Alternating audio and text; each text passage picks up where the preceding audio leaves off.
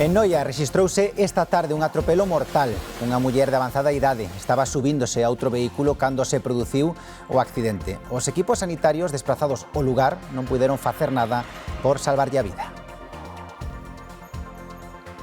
Foron 14 minutos de terror nun tren con destino Londres. Un home subiu o convoi e cun coitelo de cociña na man comezou a coitelar os pasaxeiros. Quedaron feridas polo menos 10 persoas. A policía británica logrou detelo. Non se atoparon indicios de que o ocorrido responda a un atentado terrorista. Cada ano sorprende a veciños e turistas. As rúas de Allariz reinvéntanse cada samaín e convértense nun atractivo máis para achegarse a este pobo ourensán. Nesta ocasión convertéronse nun circuito de Fórmula 1 con sinistras carrilanas pilotadas por esqueletos. Venga, que sigue capaz.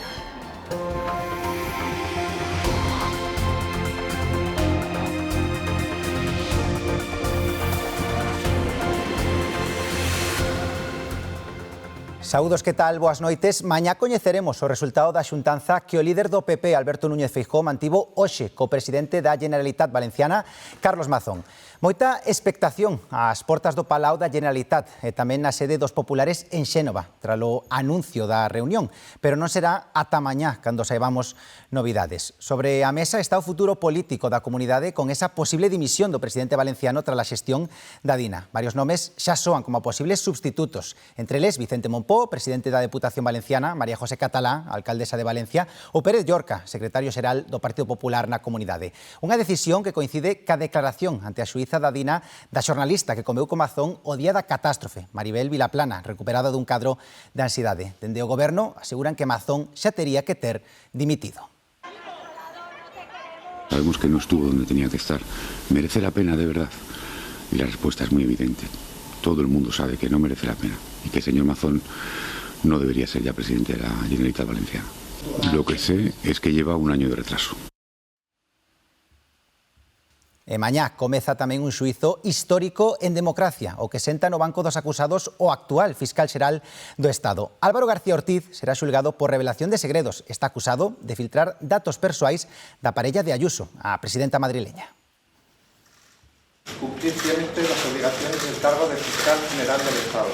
Está todo preparado no Supremo para acoller un xuízo histórico. O fiscal xeral do Estado, Álvaro García Ortiz, senta no banco acusado de filtrar datos da parella de Ayuso aos medios de comunicación. Estoy absolutamente tranquilo. Mentres, dende o PP insisten en que os feitos xulgados son moi graves, que García Ortiz cometeu presuntamente delitos para perseguir un adversario político de Sánchez. Piden que dimita antes de que comece o xuízo. Posiblemente no lo hará. Al 99% no lo hará, convirtiéndose en el escudo de Pedro Sánchez, en su fiel escudero, ante todos los casos de corrupción que le acorralan a Pedro Sánchez, la corrupción de su familia, la corrupción de su gobierno y la corrupción de su partido. Álvaro García Ortiz enfrontase a unha pena de 4 a 6 anos de cadea e ata 12 anos de inhabilitación. O xuízo desenvolverase en 6 sesións nas que declararán preto de 40 testemuñas, entre eles fiscais, xornalistas, políticos e policía. Ortiz declarará o día 12. A Fiscalía solicita que se arquive o caso. Esta mañá, Alfonso Rueda referiuse á comparecencia de Pedro Sánchez no Senado. Foi no Congreso do Partido Popular de Ponteareas que elixiu a Nava Castro, actual alcaldesa desta localidade, como presidenta local do PP. Rueda asegurou que Sánchez non contestou ás preguntas porque non pode dicir a verdade. O presidente do PPDG contrapuxo o modelo de xestión da Xunta ca parálise do goberno central. Se tes a cabeza en 1000 líos judiciais provocados ou permitidos por ti mesmo, non tes tempo para gobernar. E, polo tanto, eu quero que cada vez máis nos diferenciamos de todo iso. Quero que cada vez máis se vexa a diferencia entre os que ideologizan, polarizan, están todo o día a gresca e os que creemos que gobernar e xestionar o día a día é fundamental. Xa só hai un detido polo acoitelamento múltiple rexistrado nun tren en Inglaterra. A policía considera que atacou de forma aleatoria aos pasaxeiros, sen ningún móvil ideolóxico. A policía soltou un dos homes que arrestara en relación co acoitelamento múltiple nun tren en Inglaterra o de 35 anos, o se demostrar que non estivera implicado no suceso. Arestora só hai un sospeitoso en custodia, un británico de 32 anos.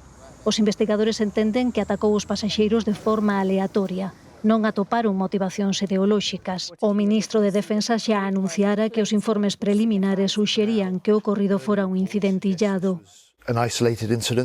Dos 10 feridos, nestes momentos hai un en estado crítico, un empregado do tren que tratou de impedir o ataque. A policía cree que a súa actuación salvou moitas vidas. Os feitos ocorreron nun tren rexional que ía de Doncaster a Londres. As testemunhas describen escenas de pánico e confusión. Unha pasaxeira que xa viña escoitando berros viu un home sangrando e o primeiro pensou que era unha broma de Halloween.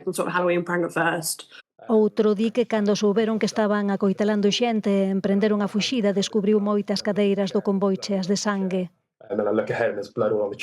A policía recibiu 999 chamadas de alarma en 8 minutos e o tren foi parado de urxencia en Huntingdon, a 120 km do seu destino, onde os inicialmente 2 sospeitosos foron detidos de seguido e os feridos atendidos e trasladados ao hospital.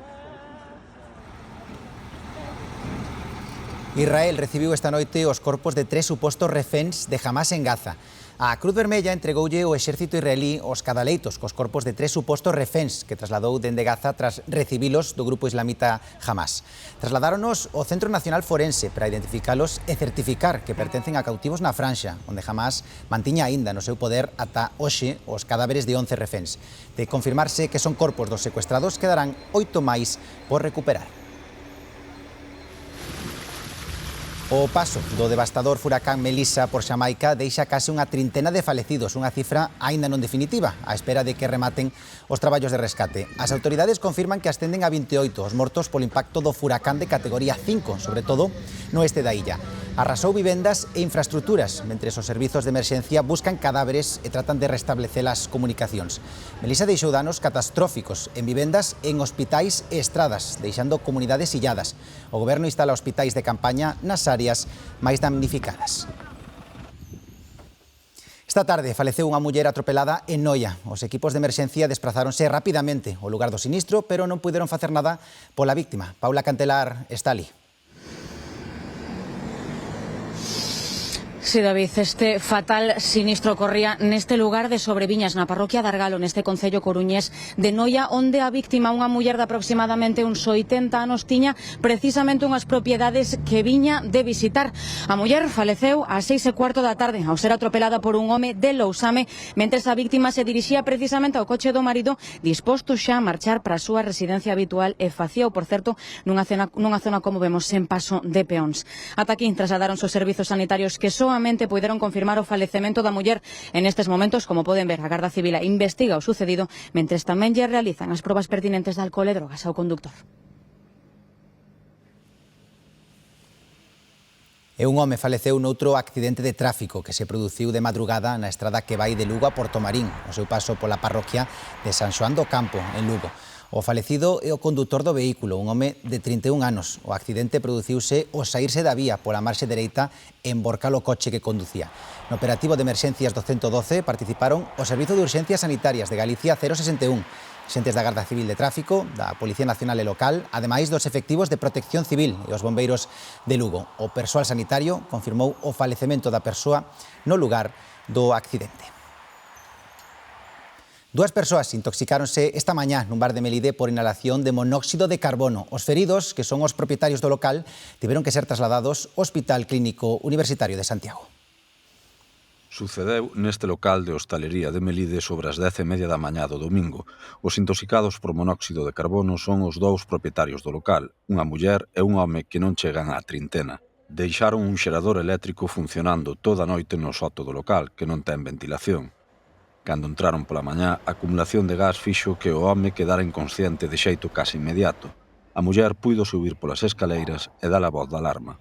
Sí, ao parecer tiñan problemas col fluido eléctrico, deixaron o xenerador traballando toda a noite, e claro, cando chegaron pola mañá, a condensación e os gases que había ali de monóxido de carbono foi que lles afectou a eles. Suerte que a rapaz, neste caso, puido salir á rúa a pedir auxilio. Precisamente un veciño dos que estaba ali enfrente, que rexenta unha librería, foi o que deu aviso a 112, e desde o 112 mobilizáronse todos os operativos. Os 2 feridos foron trasladados en helicóptero e ambulancia ao Hospital Clínico Universitario de Santiago. Varios membros dos efectivos de emerxencia tamén tiveron que ser atendidos no PAC de Melide por inhalación de gases. Mañá pasará a disposición xudicial o home que presuntamente acoitelou o seu pai no lugar de Vixán, en Ribeira. A vítima está ingresada no Hospital Clínico de Santiago, onde permanece en estado moi grave. Parece que a agresión se produciu durante unha discusión familiar que comezou na casa e acabou na rúa. A Garda Civil detivo unha parella como supostos autores da subtracción dun bebé na localidade cacereña de Navalmoral da Mata. Os feitos aconteceron hai unha semana, cando a nai estaba acompañada pola suposta autora dos feitos, e tras ausentarse momentaneamente xa non localizou ao meniño nin a muller. A Garda Civil activou un dispositivo de busca que permitiu localizar tanto a detida como a súa parella sentimental, tamén supostamente implicada nos feitos. Os axentes encontraron o bebé, que estaba en perfecto estado de saúde e xa foi devolto a nai. Os detidos pasaron á disposición xudicial. E o alunicero Juan María Gordillo Praza, coñecido como Niño Juan, apareceu vivo e con signos de ter sufrido unha malleira. Fora secuestrado pasado venres no distrito de Carabanchel, en Madrid. Ata o momento, a Policía Nacional non recibiu ningunha denuncia polo secuestro. Os axentes atoparon un dos 3 vehículos implicados nunha autoestrada que une Madrid con Toledo. Segundo fontes próximas á investigación, o Niño Juan xa estaría libre, despois de que dende 3 coches tiroteasen o seu vehículo para secuestralo e logo darse a fuga. Atrasos de máis dunha hora nalgúns trens esta tarde, todo por mor dunha avaría nun convoi de media distancia que cubría a liña A Coruña-Zamora e quedou parado preto de Ourense. Que foi o que pasou, Xoel Rodríguez? Pois en concreto, David, foi un fallo no sistema de autopropulsado dese convoi que cubría a ruta entre A Coruña e Zamora, o que provocou este novo incidente ferroviario na nosa comunidade, o quedar ese tren detido en concreto no cambiador de Tabodela contra as 4 desta tarde. En total foron 3 os servizos que se viron afectados, incluindo o dese tren que acumulou en total retrasos de máis de 2 horas e media. No caso dos outros 2 servizos, tamén en dirección a Madrid, os retrasos foron de 1 hora en cada servizo. Con todo, pasadas as 5 desta tarde, quedaba resolta esa incidencia e a normalidade volvía aos servizos desta liña. Este luns comezan as obras na travesía do Milladoiro para reducila a un carril por cada sentido dos 2 actuais. As limitacións de circulación van comezar ás 8:30 da mañá e manteránse ata que rematen os traballos. Segundo a previsión do Ministerio de Transportes, será a finais de ano. As restriccións van afectar o tráfico que entra e sae de Santiago en dirección Padrón e o núcleo do Milladoiro, polo que se sinalizarán rutas alternativas. En a ría de Vigo continúan limpando a vertedura de aceite de palma que se derramou tras a rotura dun tanque no porto de Guixar. Xa estaría recollido o 75% do verquido, que está totalmente confinado dentro das barreiras anticontaminación que se despregaron. O risco de contaminación ambiental está descartado. Cas chuvias, as cinzas dos incendios deste verán escorregan e provocan problemas nas captacións de auga. Na comarca de Valdeorras piden axuda para evitar que estes restos sigan dificultando a subministración. Múltiples zonas da comarca de Valdeorras levan xa varios días sufrindo problemas coa subministración de auga. A causa reside nas choivas das últimas xornadas que nunha das áreas máis afectadas pola vaga de lumes deste verán arrastraron cinza e restos dos incendios até as captacións de diversos concellos. Entre eles atópase a rúa, onde hai xa varios días a auga da villa comezou a sair de cor marrón en varias zonas. Desde que empezou a chover así un pouquiño fuerte, pois, claro, agora ven moi turbia. Isto é a consecuencia dos incendios, por suposto, porque, a ver, isto está todo queimado. Entonces agora, pois, ao chover, baixo a arrastra e ven aos depósitos. Ante esta situación que imposibilita o consumo da rede pública, especialmente para asearse ou cociñar, dende o Concello víronse obrigados a repartir agua embotellada entre a veciñanza. Con todo, a previsión meteorolóxica non invita optimismo. Agoira precipitacións na zona cara a finais da vindeira semana, polo que os veciños da zona non ven claro unha solución para o problema a curto prazo. Penso que non hai a solución é que deixe de chover. Ou preparar de outra maneira os depósitos, non sei. Vou tratar de poñer uns filtros un pouco fuertes porque creo que vai ser así todo o inverno, mentras este chovendo vai ser así. A ver, porque a solución aí non vai ser moi fácil. O Nadal de Vigo contará con millóns de lámpadas e con dúcias de atraccións, pero van ter que baixar o nivel de ruído. Un auto do Tribunal Superior de Galicia reafirma unha sentenza do ano 2023 contra os altos decibelios e reprocha ao Concello que non acatase as medidas. A primeira sentenza do mesmo Alto Tribunal Galego de maio de 2024 corrixía unha resolución anterior do contencioso e daba a razón a unha veciña da Rúa Areal que denunciaba exceso de ruído na súa vivenda. Máis decibelios dos permitidos que proviñan das atraccións do Nadal e que perturbaban o seu dereito ao descanso. Las mediciones de ruido dentro de las casas a partir de las 10 de la noche, que lo máximo que puedes tener son 30 decibelios, tenía picos de 76-80 decibelios, incumpliendo la ley de ruido al menos durante las últimas 4 navidades y probadas las últimas 2 navidades. O Concello de Vigo alegou que nas festas do ano pasado xa implementou medidas correctoras, pero a afectada volveu recorrer na xustiza, presentando novas medicións que demostraban que o barullo persistía, e o Tribunal Superior de Galicia deulle de novo a razón. Hemos probado que la sentencia que es de hace 2 navidades no se cumplió, que el año pasado no se tomaron las medidas suficientes para no incumplir la ley de ruido. Entonces, bueno, pues ahora ya agotada la vía del contencioso administrativo, donde no vamos a seguir gastando y gastando dinero, tendremos que acometer otras vías, como pues la vía penal. O Concello vigués foi condenado tamén a indemnizar con 600 euros a denunciante, unha disposición que se cumpriu. A partir de mañá queda aberto o prazo para arrendar parcelas a través do Banco de Terras de Galicia. O obxectivo deste instrumento é poñer a terra agraria a disposición de quen a precise para labores agrícolas, gandeiras ou forestais, entre outras. Nuño Alonso. Sí, a principal función do banco é de exercer de intermediario entre os propietarios das fincas e aqueles interesados en arrendalas, é dicir, facilitar o contacto entre as partes, así como garantir a seguridade nas xestións e o correcto uso das parcelas. Para realizar as solicitudes de arrendamento, o prazo abre mañá e remata o vindeiro 21 de novembro. Poden realizarse de xeito telemático a través da sede electrónica da Xunta ou da páxina web do Banco de Terras. Esta última páxina web conta ademais cunha funcionalidade que permite consultar a través dunha listaxe actualizada en tempo real as fincas dispoñibles para alugar.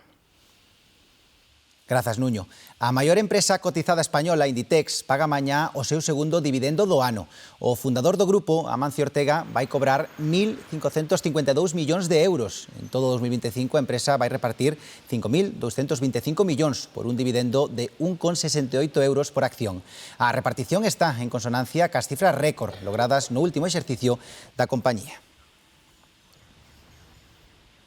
A metade dos galegos teñen pagado o seu enterro. Son precavidos e por iso contan cun seguro de decesos. Para algúns unha opción sen moito sentido e por iso hoxe contámoslles canto custa un enterro. Ollo que diferenzas entre as zonas urbanas e as rurais.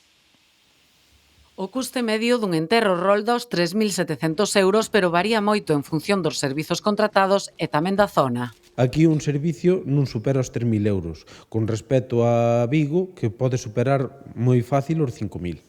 Fala da Limia, onde están moi estendidos os velorios municipais ou veciñais que aforran o gasto de alugar unha sala. En empresas privadas estamos falando de que podemos ter que destinar 1.000 ou 1.000 e pico euros nesa sala, donde aquí lle son ou gratuitos ou moi económicos.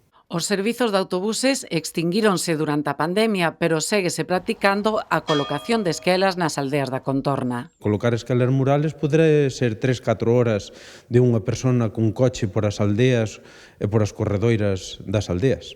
A cremación minoritaria aínda nas aldeas leva anos sin alza nas zonas urbanas, superando xa o 50% de media no conxunto de España. Yo no era partidario, pero ahora sí lo soy. Es mucho más práctico para todo, en general, para la familia sobre todo. Mi familia no mucho, son creencias.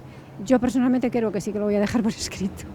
A metade dos galegos seguen confiando a xestión da morte ás aseguradoras. Recordo a mi madre decir que se habían tenido casi que empeñar para pagar el entierro de la abuela, así que me llevó a mí a hacer un seguro. A mí me parece que me sale carísimo pagar toda la vida. Yo creo que mi madre ya se ha pagado como tres entierros. A caixa, os traslados, xestións administrativas, flores e impostos son só algúns dos conceptos que abrangue un funeral. O Papa León XIV, continuando a tradición do anterior pontífice, celebrou este domingo a misa polo Día de Defuntos no cemiterio do Verán en Roma. León XIV depositou un ramo de flores nunha das tumbas deste camposanto, o maior de Roma, en lembranza dos seres queridos, pero tamén dos mortos, dos que ninguén se acorda. Diante de 2.000 persoas, o pontífice estadounidense afirmou que a caridade vence a morte. Previamente, pediu o cese da violencia en Sudán, que vive unha cruenta guerra civil que nos últimos días está a deixar execucións e graves crímenes contra os civis. Os cemiterios continuaron recibindo xente durante toda a fin de semana nesta xornada con motivo do Día dos Defuntos. Moitos foron os que se achegaron aos camposantos para asistir aos oficios relixiosos e pregar polos seus finados. Durante toda a xornada, a asistencia aos recintos foi continua, tanto os que visitan habitualmente os lugares onde descansan os restos dos seus seres queridos como os que se tiveron que desplazar ocasionalmente para celebrar a efeméride. Un día dedicado a facer máis levadeira a ausencia dos que xa non están con nós. Xente de Coruña, de Santiago, teñen aquí os seus defuntos. Xente de Coruña, de Santiago, de Vigo, ven moita xente, sí. A parte de nós, que estamos de aquí, claro. É un pouquiño especial, sí. Sempre estás un pouquiño máis aquí, facendo unha visitiña ou dúas. Si todo o ano ves un día, ou todos os días, non é María, nós vimos todos os días. Hoxe vimos máis. Un aniño máis, e non hai nada máis que dicir, o cemiterio está precioso, e nada máis. Rúas ateigadas de xente esta tarde en Allariz, con motivo do Samaín. A peculiar decoración da vila, diferente en cada nova edición, atrae visitantes de toda Galicia e do norte de Portugal. A maioría veñen en familia para disfrutaren cos cativos dunha celebración moi orixinal.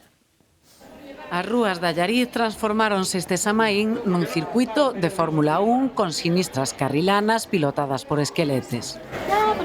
Está todo decorado, con adornos de Halloween, esqueletos e así. Esqueletos facendo moitas cousas no cementerio, na prensa e todo iso. O cartel de chegada condúcenos á Praza Maior, ambientada tamén para a ocasión. Xa conocíamos de cando adornan as calles en Navidad e por Halloween polos nenos, porque a ela encanta. Hai un skate con un esqueleto.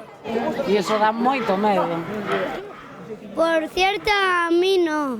Os cativos son os que mellor o pasan interactuando con personaxes de terror que parecen saídos dos contos, pero tamén os pais e os avós inmortalizando momentos. Viñamos de Moaña a ver como se fala tanto da Allariz, do que hai posto, pois viñamos a dar unha volta. Moito disfraz, moitos mortos viventes por aí, bueno, en principio mortos solo. Atopamos xente tamén de Cangas, do Porriño, da Coruña e algúns que viaxaron desde Portugal. Viemos dar uma voltinha até como Allariz, mas está tudo muito bonito. Comezou o venres e mantense ata o luns, incluído aproveitando que non hai clases. Hai xeitos moi diferentes de vivir no rural e de apostar por el. A nosa seguinte protagonista, María Tomé, faino dende a creatividade. Trátase dunha artista plástica capaz de darlle nova vida e unha luz diferente a todo o que toca, ben sexan cadeiras, bastidores de costura ou paus da cerna das árbores. Sorprende a orde exquisita que reina no espazo no que traballa María, onde cada unha das 1000 cousas que o habitan, xunto coas obras creadas por ela, ocupan o lugar exacto onde encaixan e onde teñen sentido. As cadeiras, que rebosan cor e nova vida, están todas xuntas creando un arco da vella de cores e formas. Se encontro cousas que son bellas, ocurreseme así de repente. Voume quedando con sillas que non quere nadie, e de repente quitolle esa parte de atrás e fagolle uns torsos, según a silla, é como se a silla cho pedira. Utiliza o apelido da súa avoa, estudiou Belas Artes e adícase profesionalmente a facer proxectos decorativos, porque hai que vivir, comenta. Pero préstalle moito darlle oportunidades aos refugallos para empoderalos, convertilos en obxetos maravillosos. Por exemplo, o Día das Letras Galegas, todos estos que van de galeguiños pola aldea adiante. Despois, pois, diante da iglesia, que a iglesia de Nogueira é preciosa e tal, pois collimos e puxemos todas estas como se foran de procesión co cura e tal, por un pouco dar de vida o que parece que se está indo a vida das aldeas. Entonces, pois vamos a dar vida cos paus. Sobre a cama estende bastidores que fan as veces de marcos. Que estaban pensados para un festival que se fai en Chantada, que é o Polas Bravas. É un festival feito por mulleres, para mulleres, entonces son todo cariñas de mulleres. A María os obxetos fálanlle e contanlle o que queren ser. Por iso consegue que brille todo canto a rodea. E antes de marchar, miren esta imaxe. Unha cría de xabaril aparece no Grove dende as profundidades mariñas. As mariscadoras levaron un bo susto. Aí ven como corre esa cría de xabaril por toda a praia. Unha delas, Mariscadora 2.0 no Instagram, que nos cedeu estas imaxes, logrou captar o momento e asegura que non se ve a miúdo.